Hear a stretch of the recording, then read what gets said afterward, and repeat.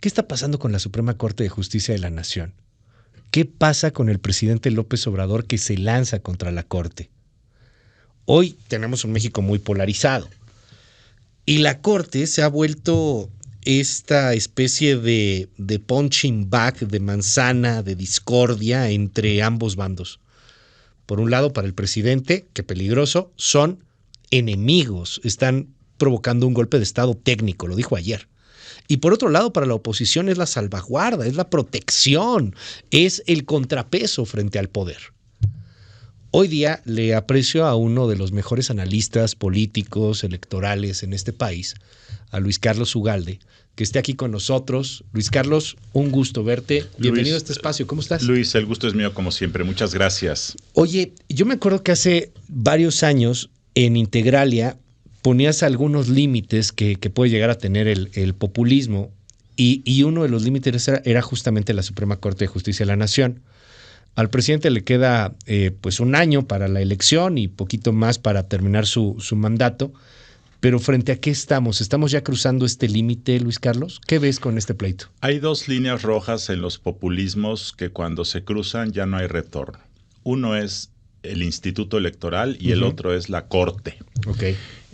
La línea roja del INE la trató de cruzar a fines del año pasado y este año con el Plan A y luego con el Plan B y la Corte lo invalidó. Okay. Falta que defina la segunda parte del Plan B, pero es probable que lo invalide también. Y eso significa que en los hechos, ese primer intento de cruzar una línea roja ha fracasado al menos temporalmente, porque la Corte puso un alto. Pero ahora el presidente quiere cruzar la línea roja de la Corte y quiere hacerlo el 2024. Y ya lo está haciendo. Todos los días la está queriendo erosionar, acusar, litigar, amedrentar a los ministros de la Corte. Y en 2024 ya anunció que quiere disolver a la Corte como la conocemos para politizarla y nombrar a ministros que sean políticos de su movimiento. Eso es en los hechos que el pueblo elija. Es que la gente elija a activistas como ministros de la Corte. Si eso se materializara, lo cual es improbable, pero podría ocurrir, entonces se rompería en los hechos un sistema de contrapesos que con todas sus deficiencias, Luis, se ha venido construyendo en los últimos 20 o 30 años. Y si se rompe ese, que es como la última ventanilla para poner en orden a los niños en la fiesta, de que no se salgan de control y no gane el que tiene más poder o el que tiene la pistola, de eso se tratan las cortes, de que al final una sociedad sea gobernable, sea administrada por la civilización de la ley. Si perdemos eso, perdemos el sistema democrático con todas sus deficiencias que tenemos. Entiendo que al presidente le estorban muchas cosas en la Corte y entiendo también que le estorba el derecho y que tiene una concepción muy particular del derecho, ¿no? La ley beneficia a los ricos, a los pobres no, etcétera, etcétera. Lo considera un estorbo. No me vengan con que la ley es la ley.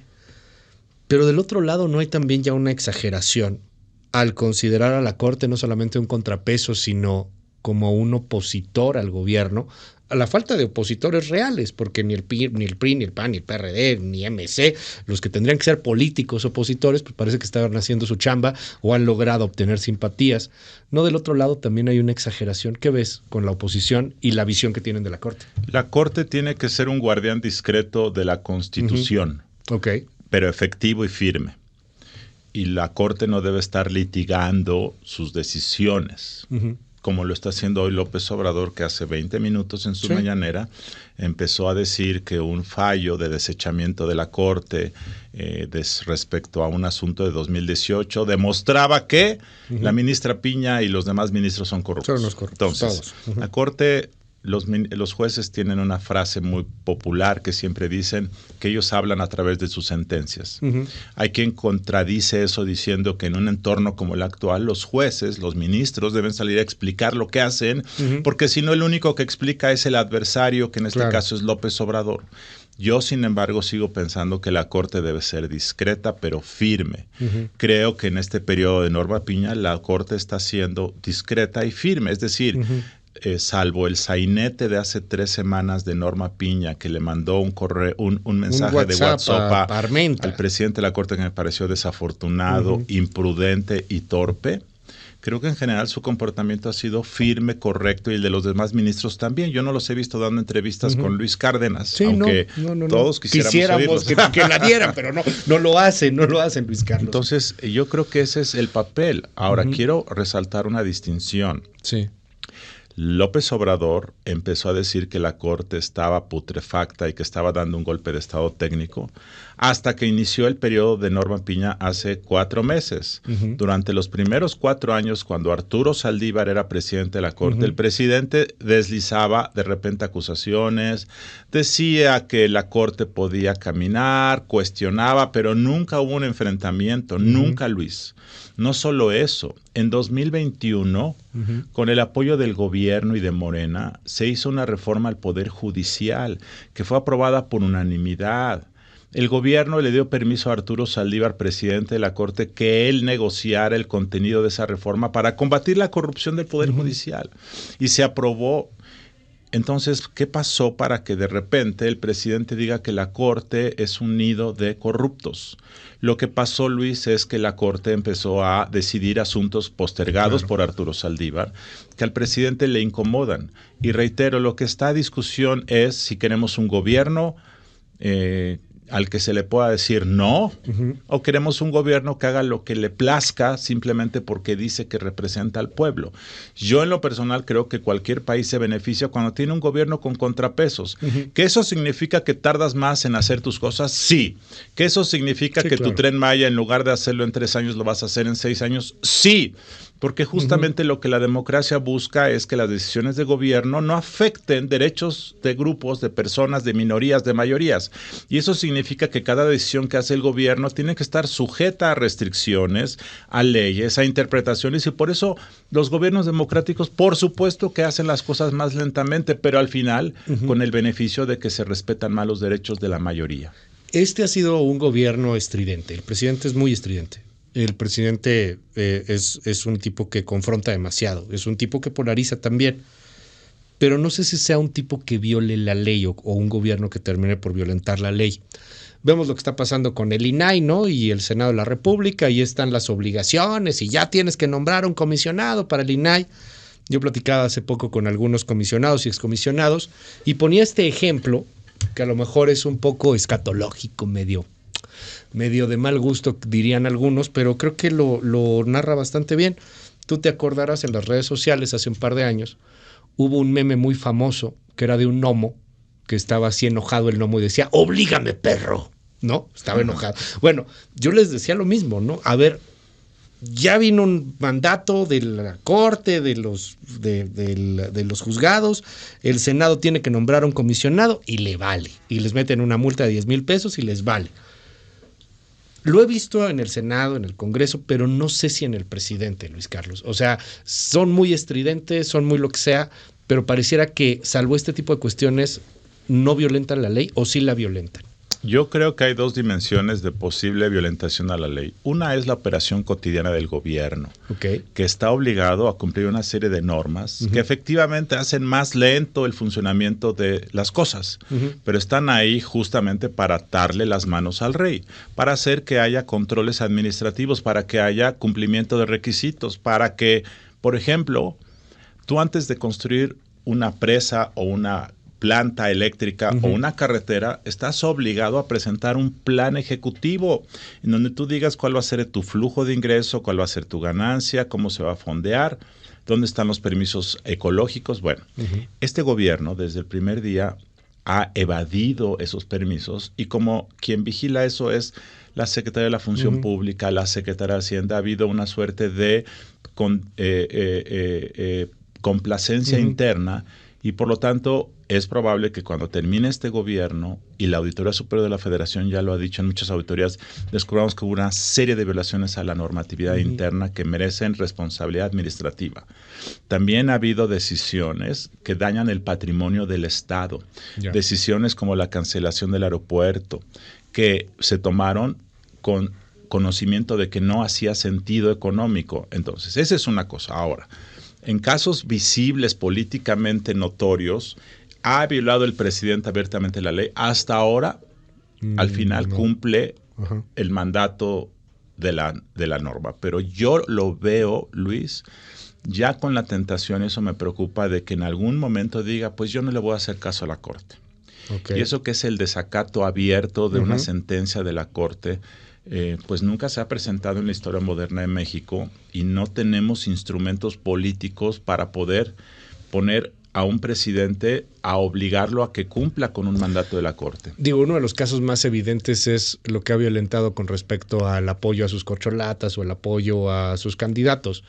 Que ahí está, ¿no? O sea, el presidente todos los días los apoya, habla de alguna u otra manera a favor de Morena, y viene una solicitud del INE y medidas cautelares que al final no pasan, y bueno, ahí se queda. Pero ya algo más grave como violentar y seguir construyendo el Tren Maya, o algo más grave como empezar a hacer exactamente qué. ¿Cuál sería esta línea que trazarías, Luis Carlos? Mira, ha habido muchos amparos en materia del Tren Maya, que luego van a tribunales colegiados, y luego hay otro amparo, y luego el presidente se saca de la manga, y finalmente el Tren Maya se sigue construyendo. Pero imagínate, que en algún momento, y ya está ocurriendo, porque es que son amparos regionales por temas, pero en algún momento hay una decisión clara de que deje de construirse y se suspendan completamente las obras en tal tramo, de Campeche a tal lugar. Y el presidente, en su enojo, le dice a la Secretaría de Marina o a la Sedena que sigan. ¿Qué haces ahí? O sea, ¿qué hace la Corte? La Corte manda a emite una sentencia, establece que hubo una ejecución de sentencia, y entonces ¿quién es el responsable? El responsable es el secretario de Defensa Nacional. Y entonces, ¿qué hace la Corte? ¿A quién le da el mandato de que vaya y meta y detenga al secretario de Defensa Nacional? Estás mandando al secretario de la Defensa, que le hace caso al presidente. Simplemente quiero poner en perspectiva un caso controvertido que ocurrió en 2005 con López Obrador, cuando él presuntamente había desacatado una instrucción de detener la construcción de una calle que daba a un hospital en Santa Fe. Un tema menor, que por alguna razón se desacató un mandato de la Corte, y yo creo que torpemente el gobierno de Fox usó ese instrumento para tratar de descarrilar a López Obrador, que era precandidato a la presidencia. El tema es que esto, que me parece una torpeza política y que generó un gran conflicto, lo único que quiero decir es cuál fue la reacción de López Obrador. La reacción de López Obrador es: deténganme y métanme a la cárcel. Entonces, imagínate que en 2 o 3 meses el presidente dice: yo desacato eso. Abiertamente ya lo presume, lo cual no ha ocurrido, y dice: y vengan por mí. Y efectivamente desafía a la Corte que vayan por él, y se sale al Zócalo y va enfrente de la Corte y dice: arréstenme, aquí estoy. Ese es un riesgo político mayor al que nos podemos enfrentar, junto con otro que a mí me preocupa mucho, Luis, que es que en materia electoral desacate las sentencias del Tribunal Electoral. Y como no hay una sanción real, ejecutable en contra del presidente de la República, o sea, no hay manera de ir y decirle: cumples, porque si no pagas una multa de 5 pesos. Al presidente no le importa. No hay sanción real, como no la hay contra los gobernadores, porque lo que la ley establece es que se dará parte al superior jerárquico. ¿Y quién es el superior jerárquico de un gobernador? Es el Congreso. Y los congresos comúnmente se han hecho de la vista gorda. ¿Y del presidente qué haces? No hay una sanción real efectiva. Esa es la ruta que a mí me preocupa, a la cual nos acercamos en los próximos meses. ¿Sigue teniendo una especie de armaduras institucionales, de confinamientos institucionales el presidente, o podríamos llegar a ver una situación realmente de mucho riesgo? Tú trazabas desde el principio de esta administración estas 2 líneas de no retorno en el populismo. El órgano electoral está más o menos salvado. Uno podrá estar de acuerdo o no con Guadalupe Tadei y querer o no a Lorenzo Córdoba, pero más o menos institucionalmente, al menos hasta 2025 está salvado. Sí. Y el otro asunto es la Corte. Pero hay a quien habla de que pues puede en algún momento intentar disolver la Corte, intentar disolver el Congreso, intentar dar una especie de golpe. Él le gusta mucho hablar de golpes de Estado al presidente, ¿no? Intentar darse un golpe de Estado. ¿Lo ves en algún punto? ¿O sigue teniendo confinamiento? ¿No? Eso no lo veo, porque yo sí creo que ahí no hay ni el ánimo de confrontación institucional de esta naturaleza. Sí, Yo claro. al menos no lo veo. No es un Pedro Castillo diciendo disuelvo al Congreso. No tiene facultades no para lo puede hacerlo. En la hacer. Constitución no se establecen esas facultades, tampoco se establece disolver. Eso no existe. No lo podría Lo hacer. que existe es la figura de juicio político para ministros de la Corte y para miembros servidores públicos, pero tienes que hacerlo de manera individual, tiene que pasar por el Congreso. Es decir, hay un proceso, pero no descarto que Morena pudiera iniciar un juicio político contra 2 o 3 ministros, no descarto Norma que haya Piña. presión. Bueno, por ejemplo. Pues es la enemiga hoy, ¿no? eso- Era Lorenzo Córdoba, ahora es Norma Piña. Yo siento que todavía estamos en una fase previa a ese enfrentamiento directo, pero lo que sí veo es que López Obrador va a hacer campaña abierta los próximos 12 meses, porque, ojo, en este domingo 12 estamos a meses. 365 días de la elección presidencial y va a ser todo lo necesario. Entonces, yo creo que lo que está sobre la mesa para 2024 no es quién va a ser la presidenta o el presidente del país. Lo que está sobre la mesa es algo más importante. Lo que está sobre la mesa es qué tipo de régimen político queremos. ¿Queremos una autocracia donde quien gobierna no tiene contrapesos? ¿O queremos una democracia que con todas sus disfuncionalidades somete al presidente o a la presidenta a un cierto control para evitar el abuso del poder? La democracia, al menos como yo la estudié y como la entendemos en México desde la Constitución de 1917, es un sistema para controlar el abuso del poder. No es un sistema para que el presidente transforme la realidad a su gusto y a su ritmo y con su humor. No, es un sistema para controlar el abuso del poder porque la naturaleza humana tiende a abusar y a hacer más de lo que puede por la ley. Si no le ponemos un alto a quien sea, antes el PRI o el PAN, hoy Morena, mañana el Partido Naranja, Chocolate, lo que sea, las democracias sucumben cuando alguien no tiene controles. Ese es el tema de fondo. Lo platicábamos hace algún tiempo cuando nos presentabas una de tus obras, Luis Carlos, y yo te decía, es que no sé qué tanto vaya a continuar la democracia, ¿no? Hoy lo estamos viendo a nivel global. Este asunto de las cortes también es un tema que se repite en Colombia, por ejemplo, con un Gustavo Petro que está peleado con la corte, o en la Argentina, que parece dará un vuelco ahora a la derecha. Habrá que ver cómo termina la elección. Acabamos de ver lo que pasó en España. Y yo insistiría en esa pregunta. Muy interesante lo que planteas. Hacia 2024 la disyuntiva es: ¿continuamos con la democracia o como el uroboro nos comemos la democracia? ¿Cómo lo ves? Porque pareciera que los humanos, muchas sociedades, están más interesadas en tener gobiernos populistas, un líder autoritario, alguien que les hable en español, que sea sencillo. Yo lo que te acabo de decir, Luis, lo digo con mucho cuidado semántico, porque además yo he sido profesor universitario y lo que en la academia se exige es la precisión conceptual para no decir cosas que carecen de lógica o que exageran las cosas. Así como yo en los primeros 4 o 5 años de este gobierno, aquí contigo y en otros lados, he dicho que el riesgo de un régimen bolivariano en México es inexistente, de que han funcionado algunos contrapesos y otros se han caído, pero que, digamos, es administrable todavía el estilo populista de López Obrador, que, por cierto, ha también cuestionado cosas muy deficientes de, digamos, del periodo de la transición a la democracia, que tampoco hay que exaltarlo como si hubiese sido un periodo de oro de México. No, gestó mucha corrupción y otras cosas. Pero el tema es que ahora sí veo que el presidente ya anunció, y lo dijo abiertamente, que la votación de 2024 es para disolver la Corte, como la conocemos. Y si tú disuelves la Corte y eliges por voto popular, que no es otra cosa, sino eliges a tus cuates políticos como ministros de la Corte, el sistema de contrapesos se derrumba.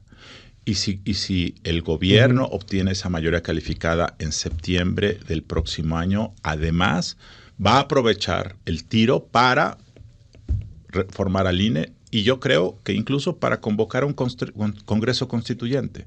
Hay gente en Morena que piensa que el cambio verdadero no ha ocurrido porque López Obrador fue muy moderado en sus primeros 3 años. Y creo que tienen razón. Afortunadamente López Obrador fue muy cauto, no quiso alterar los fundamentos económicos, políticos del país por razones diversas. Yo creo que hay mucha gente arrepentida en el régimen y el propio López Obrador probablemente lo esté.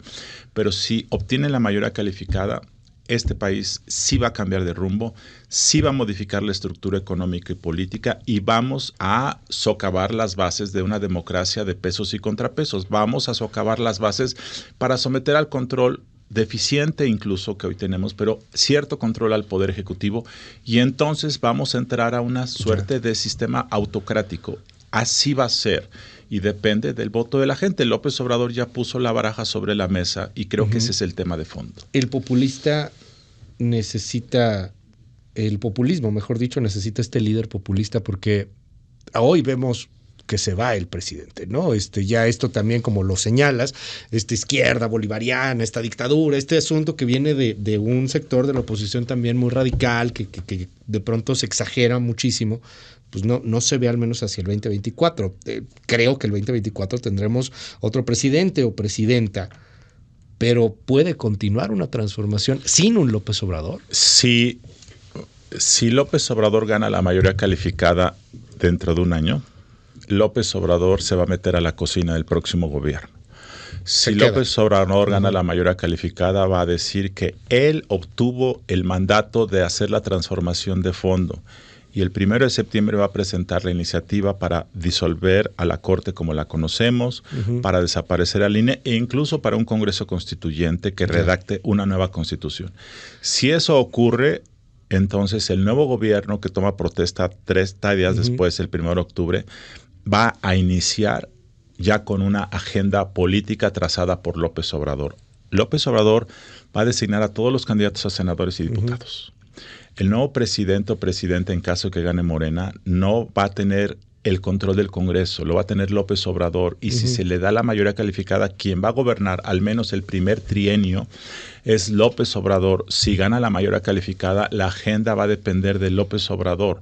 De hecho, yo supongo que en este momento Claudia Sheinbaum o Adán Augusto deben internamente estar diciendo: López Obrador se está empoderando, quiere empoderarse con la elección del próximo año. Es decir, no está construyendo una transición, está construyendo su maximato político a través de esta petición de que le demos la mayoría calificada.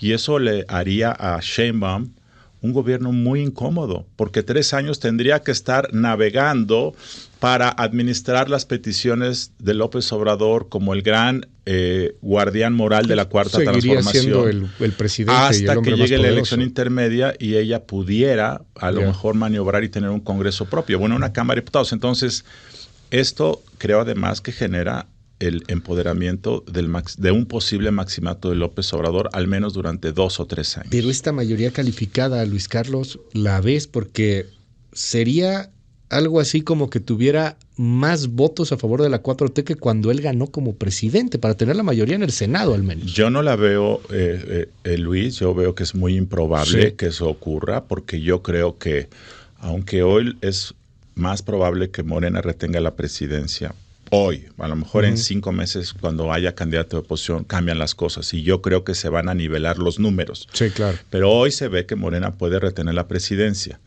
Lo que yo no veo es que, lo que yo también veo es que se va a balancear el Congreso. Así lo veo yo.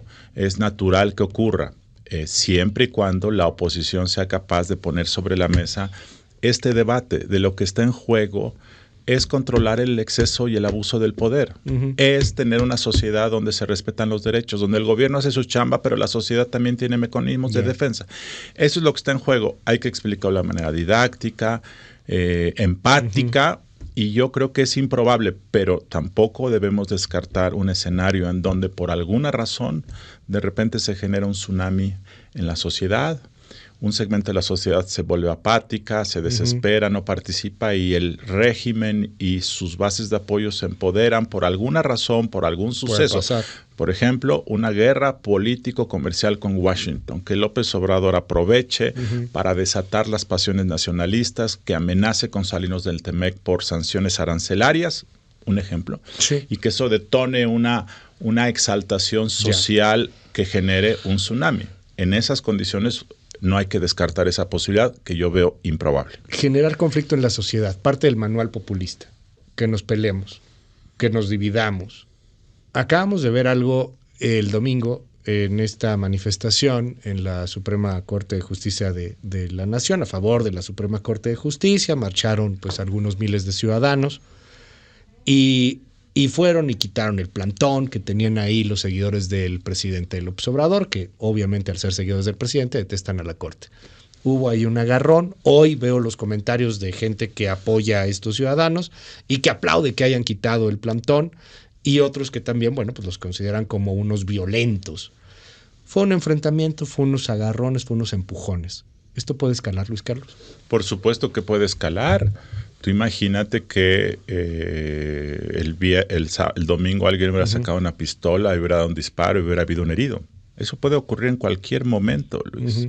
O imagínate que pasado mañana, en otra manifestación, algún reportero de algún medio de comunicación es agredido con una piedra y lo descalabran. Es decir, ya ha pasado.